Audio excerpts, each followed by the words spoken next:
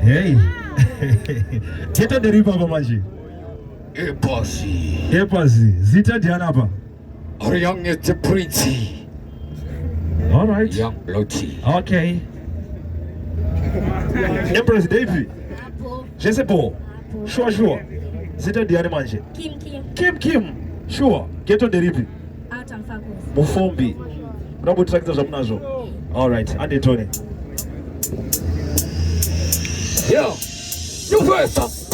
Tuda kumpopa ganana. Kukarati chakuti hakana kukwana. Mukandipere bota diribona. Ati andina kuya kuklacha nati nebana ndikati. Katorika tsataka. Mira ndipo paisa mupedira panchoka. Tuda kukarati tsanduka wati. Nati timusalati.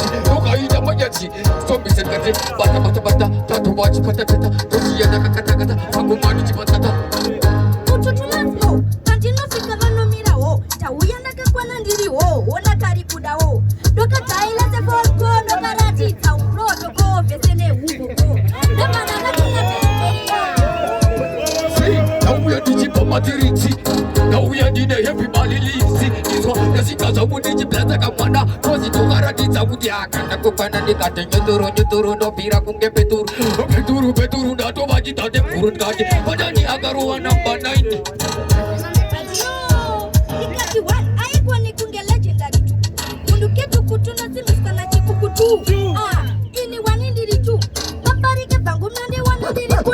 One, andakuya kita sema fun. Two, nauya kusaka bursam tutu. Three, dori chagari chakachaka kukaita kunge phone kutoti ngiri. Itaba backup, doma ita mashup. Ono, lindo, karanga tena.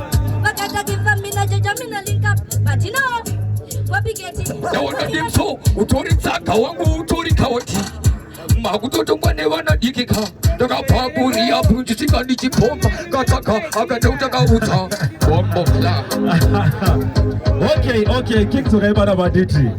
King, manasa tuno paneje papi mimi. Tunova Ep15. So it was Ep15 versus Mfombi. Sure. But the Ep was one. Easy Tomoti Nasma winner 5,000. What are your plans?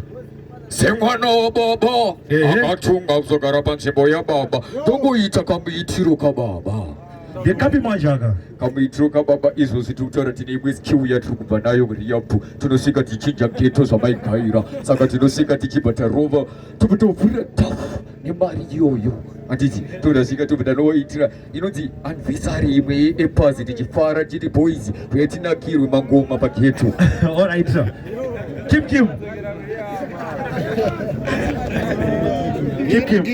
Very good on you. Wanga pass it you. Sure, we're number 3. All right. 5,000 nasikans yao ya apa wayo win yo. Do zoma plans hapo.